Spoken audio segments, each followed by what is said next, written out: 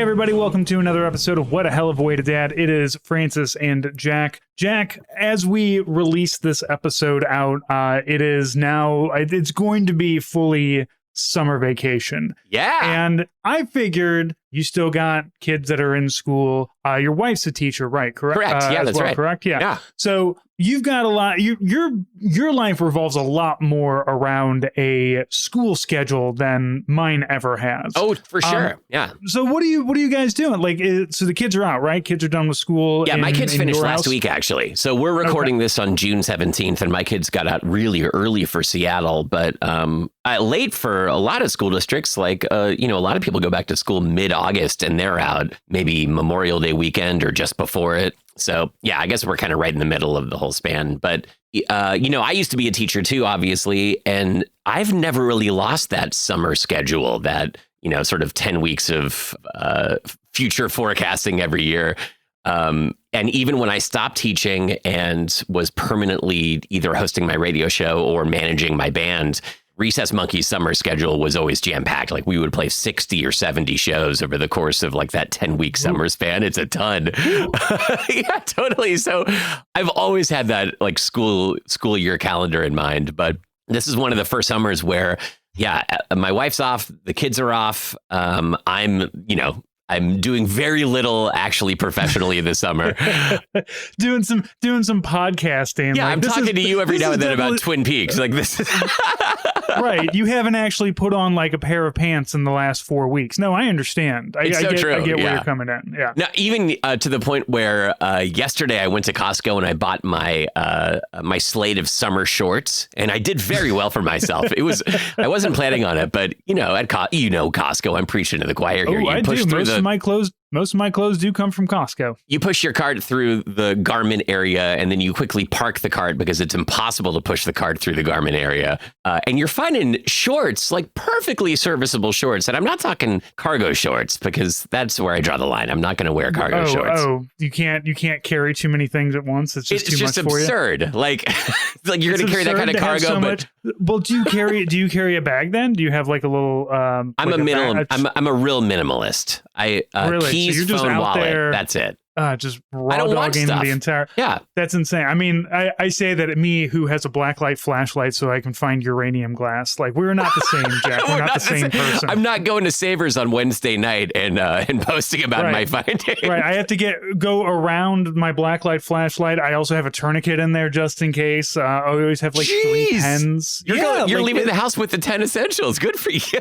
I've got like I know, and I never want to be one of those like, I don't post about my everyday carry because I know that that's like a deeply embarrassing thing. Yeah. But I don't carry weapons. I have like, at most, I have a multi-tool that has like screwdrivers, and it does have a knife on it, but it's also pliers and everything. So I feel like you can do a lot with keys. I've gotten myself out a lot of binds with just the keys on my keychain. Using it as a flathead screwdriver. Oh, absolutely. Yeah. You can open things with keys. Sure. Yeah. Plenty of times when I've had to, quickly deconstruct something, somebody have a screwdriver? Yes, I do. I like being that useful. Like, I can't be Inspector Gadget myself, but I can at least have, like, is there an emergency? What is it? Are you bleeding? I can help you with that. Do you need to tighten an Allen wrench? I can also do that. What do we got here? Yeah, I think it goes back. It's probably a pair of things. It goes back to both my band, and we just had to schlep so much stuff all the time, like plan for every eventuality, because you're on the clock. And ultimately, especially if you're like running your own sound, you're producing your own show, you've either been prepaid or there's a nice check waiting for you at the end of the show. There is no excuse for why you can't play. So you have to pack for every eventuality, redundancies with every cable, all the adapters you might need, the extension, all that kind of stuff. And likewise, like the experience of having babies, toddlers, and young kids is that you've got that diaper bag when you got a little kid, the go bag with snacks and all that stuff. And I feel like I've been weighed down literally by so many things like that over the years that my only vision of growth as a human, like personal growth, is I need to shed as much of that weight as possible. So, yeah, I mean, my wife carries a bag constantly. I never carry a bag. If it won't fit in just 2 regular hand-sized pockets in my shorts, I'm sorry, I don't need it. Right. What emergency is going to arise on the trip to Costco? But that's the problem. That's the thing. You got to, and of course, I'm not planning for every eventuality, but I do just like to have, and look, I don't leave the house. So it's not like I take this bag to Savers. Occasionally I remember to take it elsewhere, but mostly it's just a place for me to put all of my pins. And, I don't drive a car very often, so I don't have a bunch of bumper stickers to tell everybody what my political opinions are. So I have to collect enamel pins and have, little things like that. So I see. I like having the bag. It's a nice little accessory. I unfortunately, one of the times, because my wife will buy something from Costco, realize she likes it, and go back and buy like 3 or 4 more, because you never know when you're going to see him again. Oh, right. Oh, totally. It's a short order cook situation. Yeah. Like that is going to be there for 3 days max. Yeah, and I was kicking myself because I found a pair of those pants that you can zip the legs off of. Like, convertible pants. You can turn into the Rick shorts. Steves. Like the most dad pants you can buy, and they're like $20. And I bought 1 pair, and I should have gone back and bought 3 more. It's a bridge too far for me. I admire the ingenuity of those pants, and again, if your goal is to be as minimalist as possible, why have a pair of shorts and a pair of pants when you could just have one that accomplishes both tasks? So I get it. I've never been in a situation though where I'm like, I don't want to wear these ugly pants anymore. Instead, I just want to carry around 2 pant legs because I'm so warm. Well, and think about it. If you get multiple colors, you can swap them out. Maybe have like some, blue uppers and some tan lowers. You can swap them back and forth. Get a little red in there. You can really like clown yourself up. The Punky Brewster. Yeah, exactly.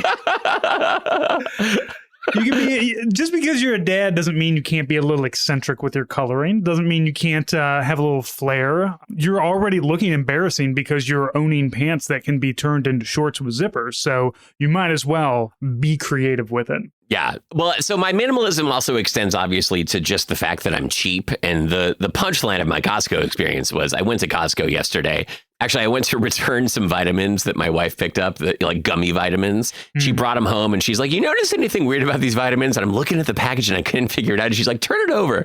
And I looked underneath and all the vitamins had melted into just one mega vitamin inside. There you go. Just take a bite off of the elephant foot vitamin here. Yeah, but it's like a ship in a bottle. Like, how do you get it out? But yeah, a knife and fork in there would be a pretty good idea. Slice off a bit of vitamin for me there, hon. Yeah. Off the vitamin loaf. I took them back and we needed microfiber towels and those are in the back corner of the store. And it was like, all right, like I'm going to see a lot of impulse buys. So I get your Sherpa guide to help you. You can make it past the meats without buying $300 worth of meats. Yeah, and it was executive hours. Well, you don't eat meat, so that's easy. I don't. Yeah, I was there at 9:15, which is the executive hour at our local. It's the best. Membership has its privileges. The Wayne's World when they're going backstage with their just showing the passes, just showing it to everybody. Yeah, we're executive members too. Yeah. Excuse me. I parked my car on the side of the garment area and trolled through. And I'm like, maybe I'll find a pair of shorts that's going to work for me. And this place was lousy with shorts for $10.99. Like, I would totally wear those. I walked out of there with 4 pairs of shorts and I am set for the summer. Yeah, I'm very excited about it. Summer has finally arrived now that I've got my Costco shorts for the year. I got the Kirkland shorts going on. And they're not even Kirkland brand. Like they're other brands that I've never heard of. There are other cheap things that fell off the back of the truck. Not spelled phonetically with all caps the way that they are on Amazon too. These are other words. Somehow they spelled shorts with 2 X's. I'm not exactly. But, and the thing is those shorts are going to last you this summer, maybe next summer, and that's about it. After that, they're just going to disintegrate into your lint trap or something. Like I had one pair that one of the cats got a claw snagged into, and it put an entire run down the front of the shorts. Oh, but yeah. It's okay. Again, Jack, I don't go anywhere. I have to put on pants because I have a child, really. If I lived at home alone, I would just be in shorts. You'd be free balling, yeah. The whole, well, I don't know about that. Sometimes I have to jump onto a camera. But that's waist down. I'm on a camera with you right now. I have no idea what's going on downstairs. Yeah. Nor do I want to know, honestly. What kind of Costco shorts are you wearing? These are brand new ones, actually. I'm very excited about it. Yeah. They got a weird texture. They've got a texture sort of like a reusable grocery bag, but I'm open to it. About the same amount of fabric, too. Yeah, it will. Again, they will disintegrate directly off of your body. These are like opposite Hulk pants. Like the Hulk, Bruce Banner doesn't even need to turn into the Hulk for these pants to go flying off of them. Yeah, so for our summer, we have a couple of trips. We have mostly our stuff is planned in the fall because we don't. Here's the thing: not being on a normal school schedule means that we hate traveling during the summer. It's hot. People are everywhere. Things are expensive. Yeah, it's full of people like me. Yeah, totally. Yeah, all you people who with your normal work and school schedules, like we got to work around you all. So, because we love going down to Florida. We love going down to Disney. Flights are fucking expensive. Like nobody can afford to fly anywhere right now. Yeah, this summer for sure. Yeah. But it's always like you go to Orlando in July and it's just, God, it's miserable. Just absolutely disgusting. No idea how anybody lives down there. Now, I say that living in St. Louis, which gets just as bad, but at least I don't have to pay for the privilege. Like I'm already paying to be here. I don't have to pay for a hotel. And the Disney experience. Like I'll just be hot and miserable in my own house. It's Plus, fine. I've been on the shore of the Missouri River, and it was basically like being in Miami Beach. Very similar experience. Pretty Art Deco, same thing. Yeah, a lot of trees and a lot of rocks, just like your average oceanic beach. Yeah, we did go to Merrimack Caverns for my wife's birthday. That was very fun. We talked and I really enjoy Missouri in the summer because that's one of all of our trees are just are really growing. Yeah. You drive across, like you go to Kansas City, and my wife also just went to Indianapolis, and she did not have kind things to say about the city of Indianapolis, which. I mean, I warned her about, like I told her, it's Indianapolis. You're only going to get so far there. But did she just experience boredom or did she experience active, like negative emotions about the experience? It was a lot of, so she went there for Irish dance. So she and my daughter both went. The setup, so like the Irish dance competition was being done at the fairgrounds alongside a reptile show and a gun show. Spinal Tap, or no, what is it? Puppet show with Spinal Tap? Is that what it is? And like the reptile show, okay, I'm down for a reptile show. The girls can get over that, but like. And this is the thing, we don't want to use, like we're trying, like we have so many friends from Indiana and it's like we don't want to say Hoosier as an insult, but like having an Irish dance competition in the same building right next to a gun show is just Hoosier mentality, man. This is Hoosier bullshit. Like I can't do anything. Totally. What am I going to do here? But also, yeah, a lot of it was boredom, just, kind of a like, well, and when she drove out, she's like, okay, there's more things to see when you're leaving, but like, it just Indianapolis feels like one of those cities that, everybody was just like, I don't want to keep going west. Can we just make a city here? And enough people said, yeah, right. Yeah, right. It's the city built on a bunch of whiners who didn't want to keep walking. That's my assumption. I understand that. We spent a day, not even a day, probably a total of 18 hours, and 10 of those were sleeping or hanging out in the hotel room in Indianapolis. And the lion's share of the rest of it was either going to a Pacers Pistons game downtown or eating at the old spaghetti factory. So that was like the entirety of our Indianapolis experience. And for that, it was great. Like we can't get NBA basketball famously in Seattle anymore. So going somewhere to do it was worth it for sure. You could have gotten Old Spaghetti Factory in St. Louis, though. We could have had it in Seattle too. Actually, the one in Seattle closed, so you have to drive up to Linwood now to get it.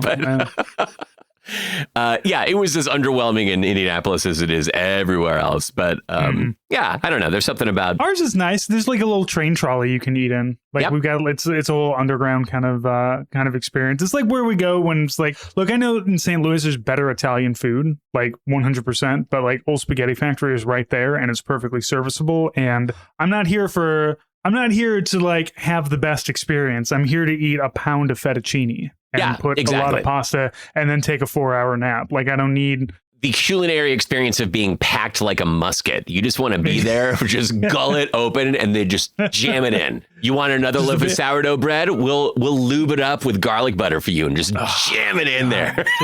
Please do. Be constipated for 3 days afterward.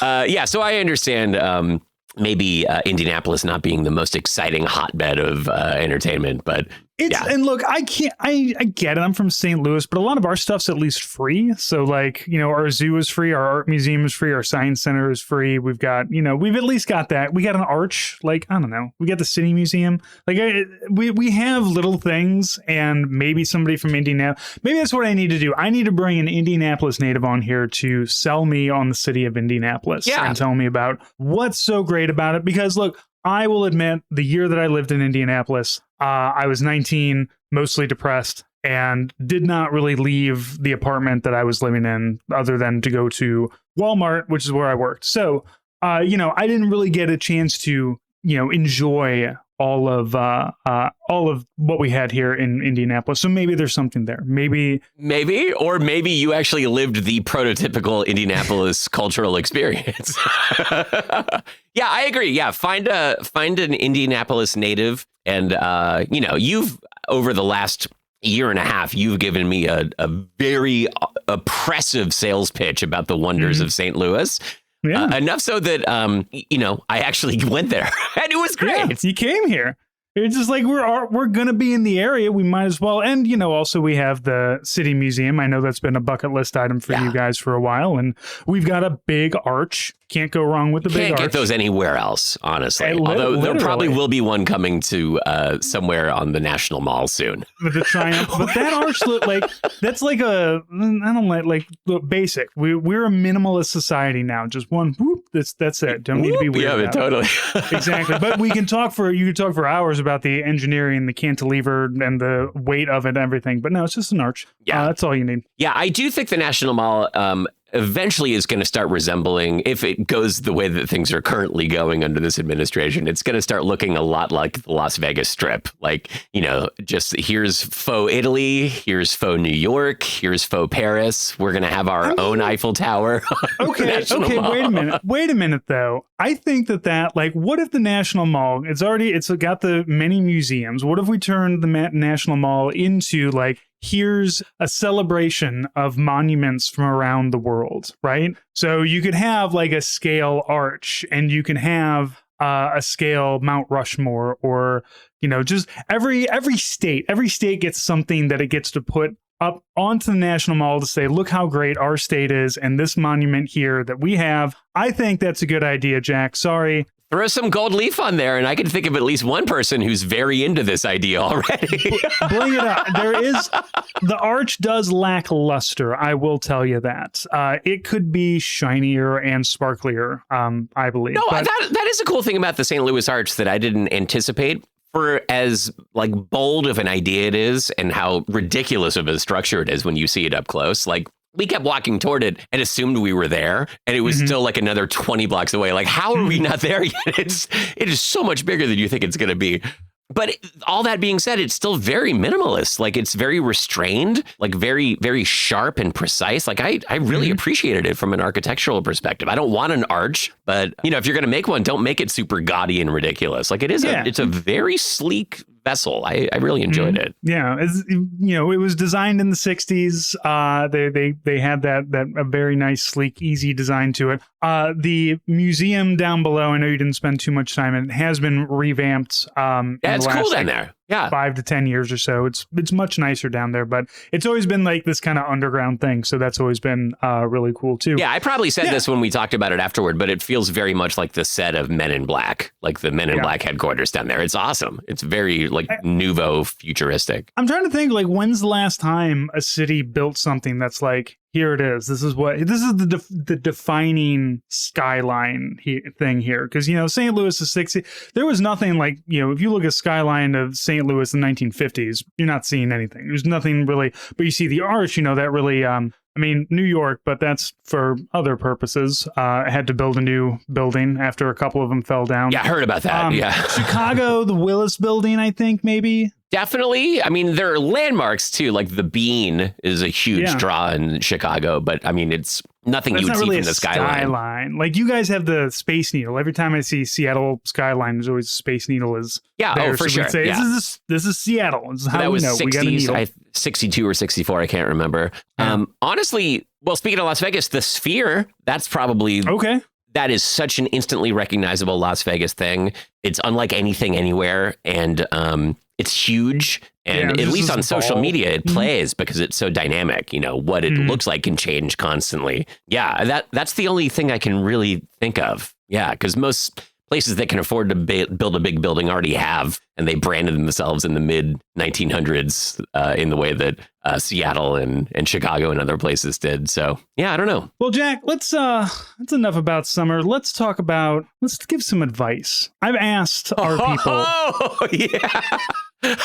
Oh my God! Right. If this goes well, we gotta play this for my kids because I keep giving them advice and they don't listen to any of it, and I'm spitting facts. Now, we've done this before in the past where we've solicited questions, your Ask a Dad questions. And look, some of these maybe, look, Jack, we don't have like 15-year-olds that listen to this podcast.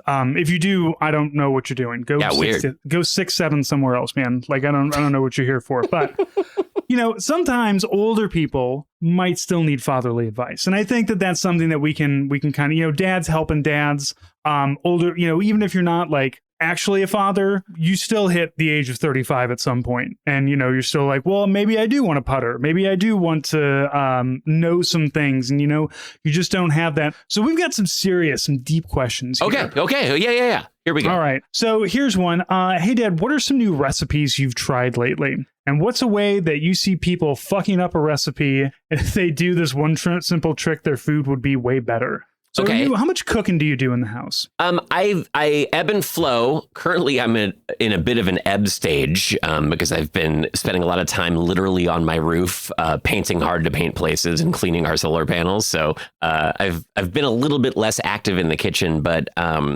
earlier this year and last year especially, I spent a ton of time and really pushed myself into a lot of new kind of culinary areas and ethnicities and, you know, trying things I'd never tried before. So yeah, I'd say I'm moderately skilled and curious in the kitchen. Well, when our daughter was younger, we subscribed to a box called the Radish Box, where it would send you like 3 recipes. It'd be an entree, an appetizer, and a dessert of some kind. And you would get a cooking utensil of some kind. Oh yeah, to, help you along with whatever you had. So, and our kid is not, for a long time, she was not super adventurous with eating. She was, and that's, you know, kind of a product of being, you know, ADHD and on the spectrum. Just this is a new, I know what's safe, and this is a new thing you're asking me to try, and what if it's not good, and, you know, whatnot. So, but we've gotten over a lot of those humps. And that has been really good at helping me kind of expand, because like I've always cooked, like I cook things the same way each time because I know like I can cook it this way. It tastes fine. I enjoy it. Done. But now using this Radish Box and it's kind of like, no, what if you put lemon inside of something? Like, what if you stopped using just salt and garlic? What if you expanded beyond dill, buddy? Like, can you do that? Like, and like, oh, okay, maybe I do need to expand upon these things. So that's been really helpful to just get me to try new things, I think. Yeah. So something I tried for the first time about a year ago or a year and a half ago was homemade pasta, which for me completely ups your game. Do you have the KitchenAid Sunbeam thingy with the puller? Yeah, so we have a KitchenAid mixer, and I bought the attachments. I think I got them for my birthday. We've got 3 attachments. There's the flat like lasagna noodle maker, and then once you make those, you can send them through the fettuccine or spaghetti maker. It's possible to do it on your own with the hand crank thing. I've never really had much patience for that because I assume it's just going to suck. So you just go buy pasta, you know? Well, essentially, yeah. I mean, but a good homemade pasta is super easy to make. It takes almost no time at all. Just flour, egg, and a little bit of oil. hand massage, roll it in a ball, let it sit inside saran wrap for 30 minutes until it, kind of consolidates, and then send it through the mill a bunch of times. They're connected to the KitchenAid. It's unbelievable. It cooks so fast. It tastes so fresh. Like the al dente quality is so much different and just feels like you're eating actual food. Like, I mean, I've eaten literally a ton over my life of, pre-made semolina pasta, like, boil in the box kind of pasta, which is fine.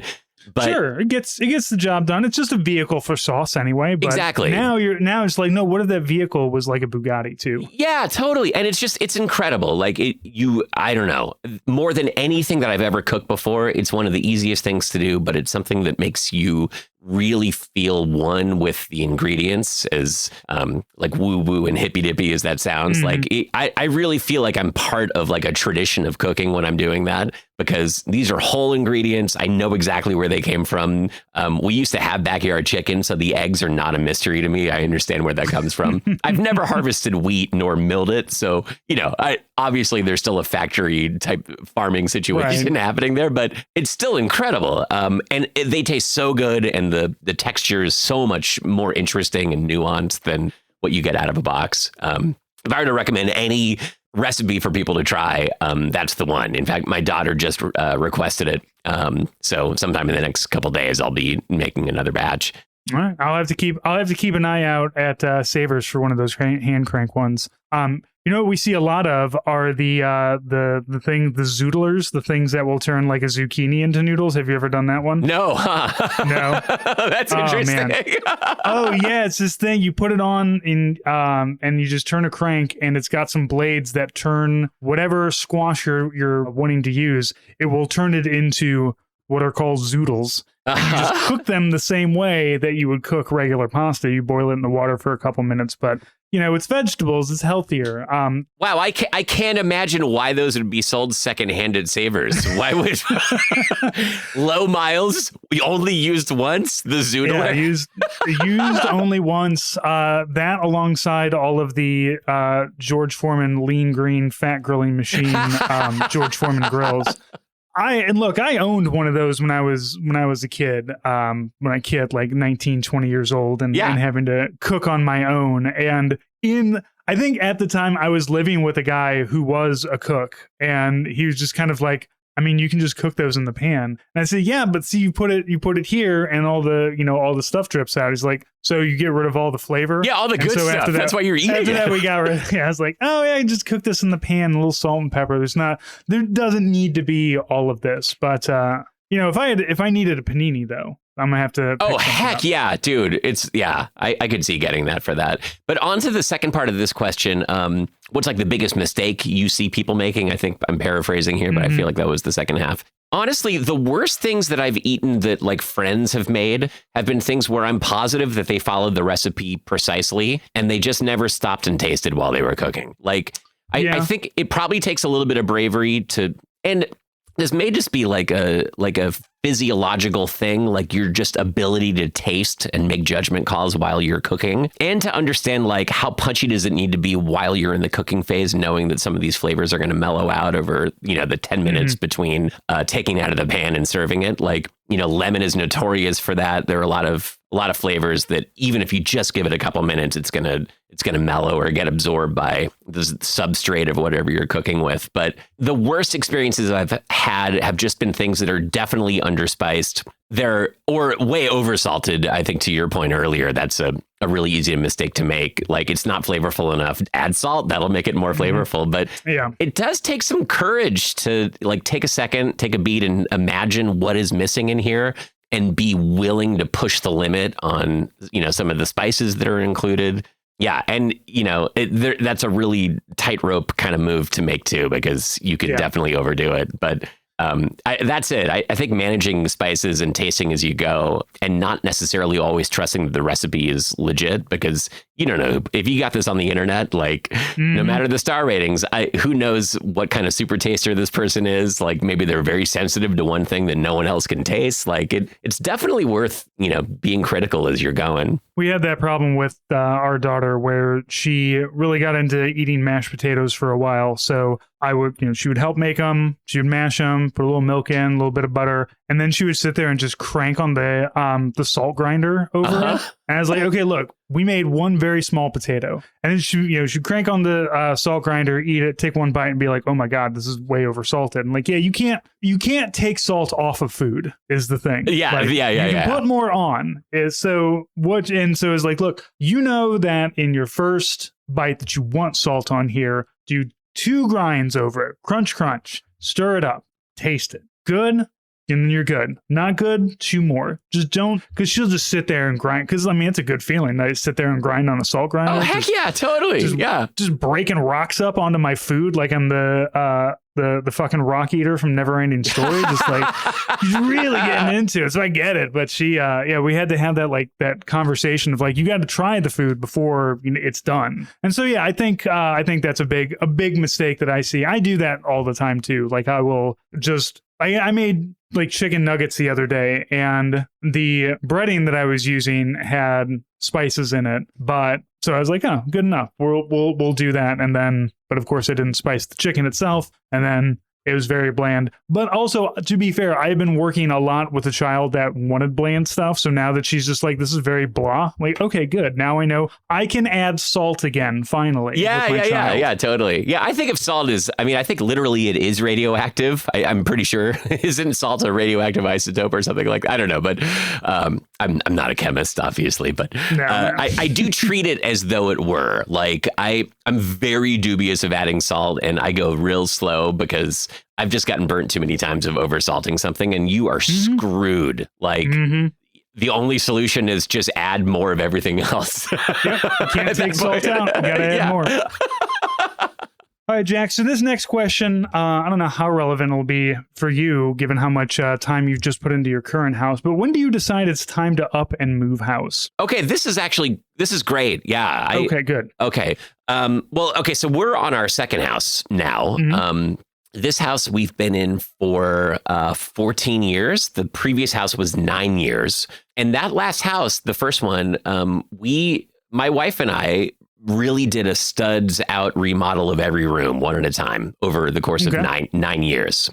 Yeah, that's the way to do it. Yeah, we learned every process, learned about every system, picked up so many skills by like just, stupidly being willing to demolish something that we didn't know how to rebuild. And then you find yourself up late at night, like, perseverating and doing a lot of research. And we bought our first house in 2003. So that was even pre-YouTube. So you couldn't even. Oh, so you didn't know how I had to do anything. Yeah. I literally bought a book at Home Depot that was like an 1 or 2 inch thick tome of how to do everything. And it gave just enough information to be really dangerous, to be like, oh, yeah, no problem. Okay, let's take out this wall and realize, oh, no. As long as you don't take the studs out, you're going to be okay. As long as you turn off the breakers, you're going to be okay. We took out a decent number of studs, too. Yeah.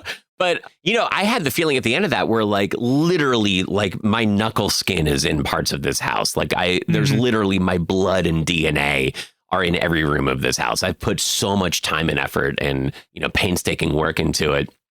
We had 1 kid at that point, and we were starting to think about having another and just kind of looking around the house of like, I don't know how this is going to work. We don't have the space, thinking about adding on to it. And we had some friends who had lived near us who similarly, they didn't know when they were going to be able to let go of their house. And their advice, which was totally true, was it's going to be impossible to imagine moving out of this house and how to say goodbye to it until you see your next house. And then the minute that you see your next house, you're like, oh, okay, yeah, let's totally go.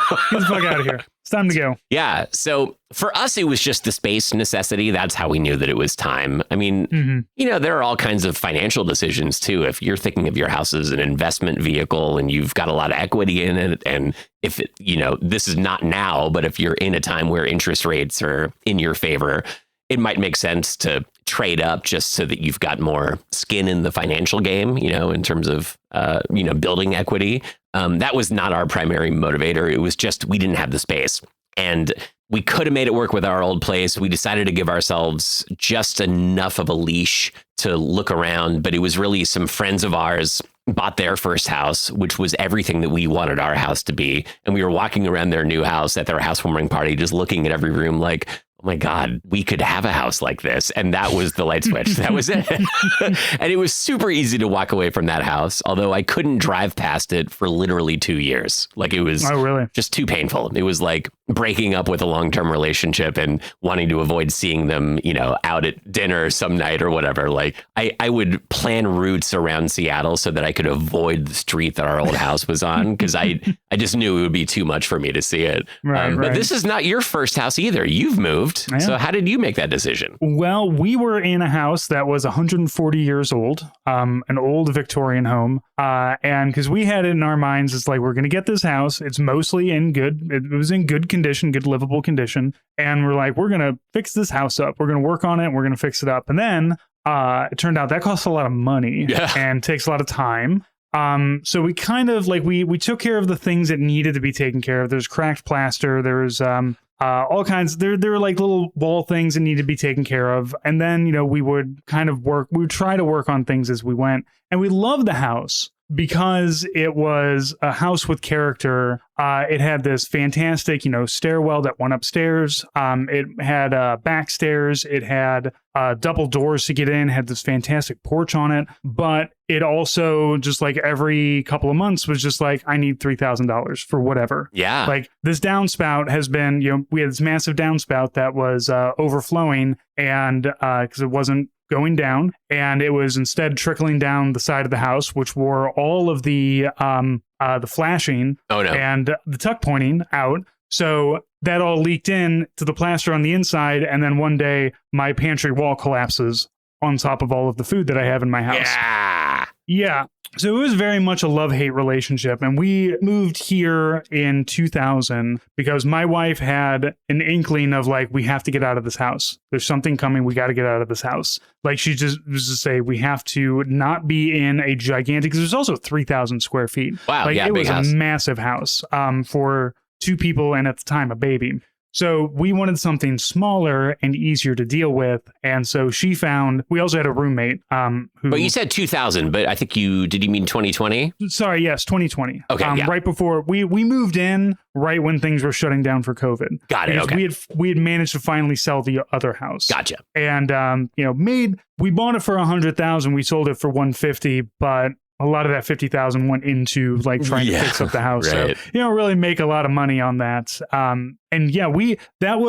Thank God my wife had that inkling, because there's no way we would have been able to survive COVID in that massive, it's just such a huge house. And there's nothing, it's a house that was meant for people 140 years ago, right? So that means there's no central air conditioning. It was built before plumbing. It was built before electricity. There's still knob and tube wiring in it. The basement was wet all the time. If it rained for 10 minutes, we had a wet basement. There's nothing to do that you could to stop that, because it was a stone foundation. So at a certain point, we just ran screaming from this house.